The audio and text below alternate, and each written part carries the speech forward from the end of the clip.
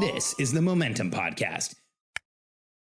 You do not have to be the tip of the spear for your business. In fact, once your business is up and running, you need to stop sacrificing for that business and make sure it is running. It's running without you. You have infrastructure in the business so that you are not the biggest liability and you can keep it going from the passenger seat. That's how you create a true empire and change the world. I'm Alex Sharfin, and this is the Momentum Podcast, made for empire builders, game changers, trailblazers, shot takers, record breakers, world makers, and creators of all kinds. Those among us who can't turn it off and don't know why anyone would want to. We challenge complacency, destroy apathy, and we are obsessed with creating momentum so we can roll over bureaucracy and make our greatest contribution. Sure, we pay attention to their rules, but only so that we can bend them, break them, then rewrite them around our own will. We don't accept our destiny, we define it. We don't understand defeat because you only lose if you stop, and we don't know how. While the rest of the world strives for average and clings desperately to the status quo, we are the minority, the few, who are willing to hallucinate there could be a better future. And instead of just daydreaming of what could be, we endure the vulnerability and exposure it takes to make it real. We are the evolutionary hunters, clearly the most important people in the world, because entrepreneurs are the only source of consistent, positive human evolution, and we always will be.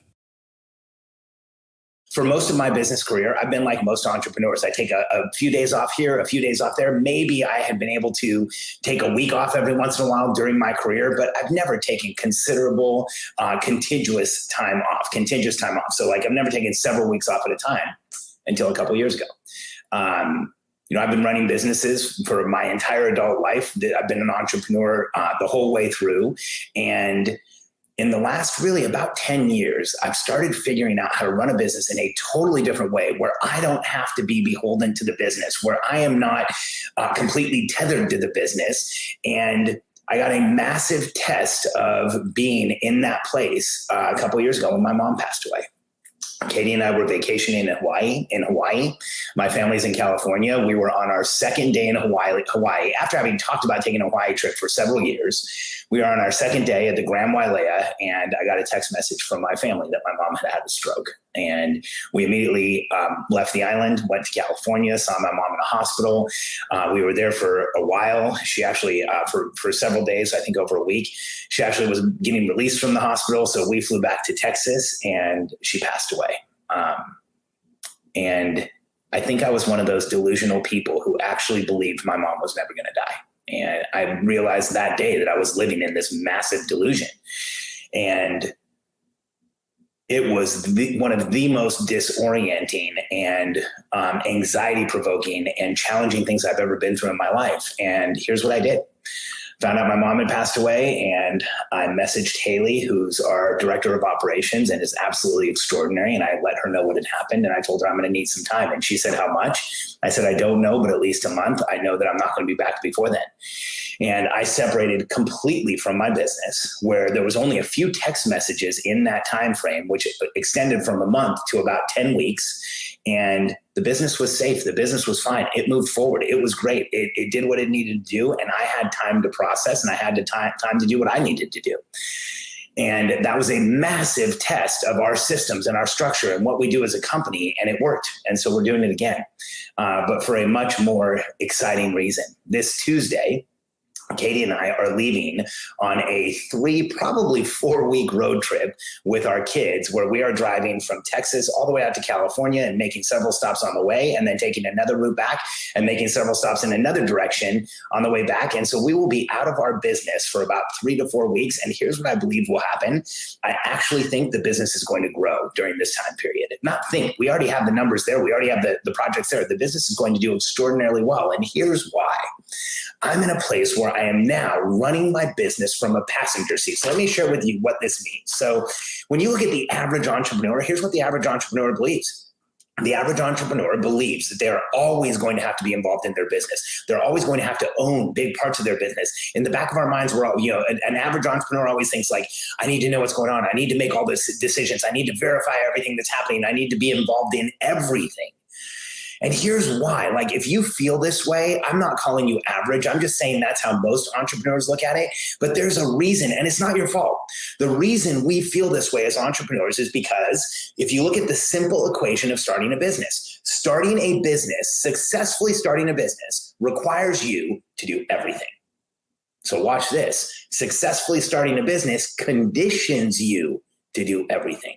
We are conditioned by the early days of any business we start that we need to do everything, be involved in everything, own everything, understand everything in order for the business to be successful. Now, when we look at how businesses are really run, we look at this conditioning that happens. Here's the reality of growing and scaling a business. And I want you to understand, if you want to grow and scale a business, here's what you have to do as an entrepreneur. You have to systematically, over time, do less and less in the business and let your team do more and more. I often tell entrepreneurs, until you give it up, your team can't step up. And so if you want to grow a business to the full capacity you can, that means you have to commit to doing less every single day. That means over time, you do less for the business. Over time, you're not as involved in all of the details. Over time, you don't own everything. Over time, you don't make all the decisions, because if you are involved in the details, you own things and you make the decisions, the business is dependent on you, and you are the business's biggest liability.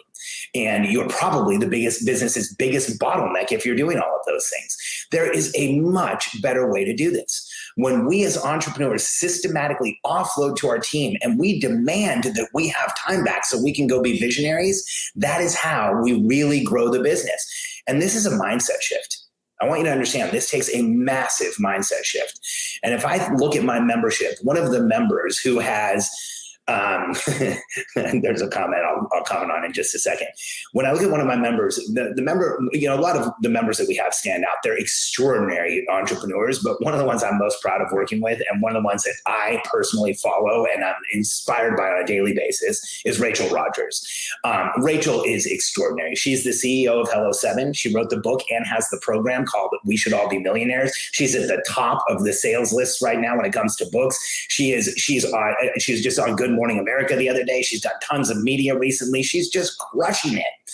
And in our most recent summit, Rachel actually said her plan is to grow a $100 million business, and she wants to see if she can do it working 1 or 2 days a week. Now, here's why I got so excited by that statement.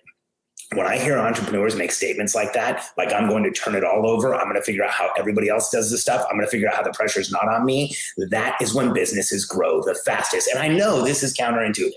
I want you to know, I know this feels counterintuitive. I know that it feels like it doesn't really make sense, but here's the reality of growing a business is that the more we hand over, the more we give our team, the more we have somebody else do, the less we do it and the less we are the biggest bottleneck. And if you're wondering how it's going for Rachel, she's absolutely killing it. She, when we started working together a couple of years ago, she was at 2 million. A year later, just under 2 million. A year later, she was at 4 million, or that was last year. This year, she recently was at an $8 million run rate on Good Morning America. She said she's at a $10 million run rate. So her business is exploding. And if I look at my membership, she is one of the CEOs who's handed the most over, who's the least involved, who is the most in the passenger seat. So let's talk about this passenger seat concept and how you get there.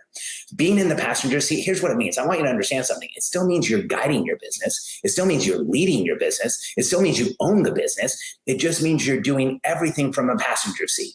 I think of like Richard Branson. When you look at Richard Branson, he's not tactically involved in the hundreds of businesses he's involved in. He's involved in the passenger seat. He's an advisor. He's a coach. He's there when they need them. That's how you should be with your team. And so here's how we do this over time. Number one, in order to get into the passenger seat in your business, your team has to have a clear strategic plan. If nobody's ever told you this before, let me be the first. If you don't have a strategic plan in the business, you don't know where you're going. Your team doesn't know where you're going. That means you have to make it up on a daily basis. It will keep you the biggest bottleneck, and it will suppress your growth like crazy. If your business isn't growing right now and you don't have a plan, that's probably why. It's the number one problem in entrepreneurship that people don't talk about, because when we have a plan, our team is not beholden to us. If we give our team a plan, they can get out in front of us, lead the way, and we can coach from behind. So number one is having a plan. Number two, it's systematically offloading everything you're doing. And I want you to understand something.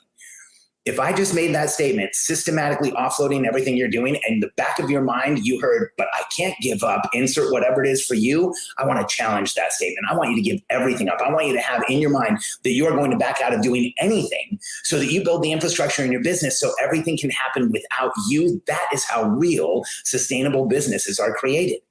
And we have this saying in our group, whenever somebody says, well, Alex, I'm the only one who can do this. Somebody commented over here, I can't see who it is, but somebody says, but Alex, they can't do it as good as me. Heavy sarcasm and my pre-sharpened mindset. Well, that's how we all think. It's like, oh, they can't do it as good as me, as fast as me, the way I want it to be. You know what we call that? We call that calling yourself out as a unicorn. We have this saying in our group, you are not a unicorn. You are not the only person who can do it. And even furthermore, you're probably not the best person who can do it. There's probably someone out there who can do it better than you can. And so get that out of your head. The more you think you're the only one, the more you will be the only one. And the more you're going to limit the growth of your company.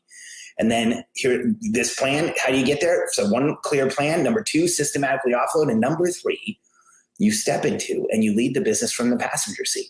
This means that when you're in meetings, you talk less, which means you say a lot more. People hear what you say because you're not talking as much. This means that when you're in exchanges with your team, you let them drive and you only interject or bring something up when you feel like they're going in the wrong direction. This means that when your team is looking to accomplish something, you let them create the plan, show you the plan, you verify that plan and help them move forward. And you no longer own, drive, and you're not the tip of the spear from your business, for your business. In fact, when you look at the animal kingdom, there's an example of this. Wolf packs, when you look at a pack of wolves, the leader of a wolf pack is not in front. The leader of a wolf pack gives directions to the wolves in front and leads from the back, picks up stragglers, make sure nobody gets lost, make sure everybody's with the pack. And if I think of a CEO, a successful CEO, that's how it should be. We put out a strategic plan so their team knows where they're going, they're out in front, and then we stay behind and we coach, we help, we give encouragement, we let people know they're going on the right path. And this is running a business from the passenger seat. And if you want to grow a business to its full capacity, I believe this is truly the only way. Here's why. As long as the business is beholden on you, as long as the business relies on you for anything, you are the business's biggest limitation. Let's get you out of that position so the business can fly, it can soar, it can grow, it can go out and change the world, and you can coach it all from the passenger seat. If you'd like some more information on what I've been talking about, if you'd like to understand where you are on the path to entrepreneurial success, and if you related to what I'm saying, that I think you'll relate to a lot more of our content. And I would encourage you to go to billionairecode.com, answer a few questions for my team, and you will see a presentation on the true path to success as an entrepreneur, exactly the 9 levels it takes to go from 0 to $100 million. And if you go to billionairecode.com right now, you'll understand where you are on the path to success as an entrepreneur, what you should be focused on right now, and what you already should have taken care of, and where you'll be focused next so you know where to put your resources. Billionairecode.com. I'd love to have you check it out. And remember, you do not have to be the tip of the spear for your business. In fact, once your business is up and running, you need to stop sacrificing for that business and make sure it is running. It's running without you. You have infrastructure in the business so that you are not the biggest liability and you can keep it going from the passenger seat. That's how you create a true empire and change the world. Thanks for being here with me today. I appreciate you. And if what I said meant something to you or you feel like somebody else could use it, please share this post or tag the person that you feel could benefit from it. I appreciate you being here with me.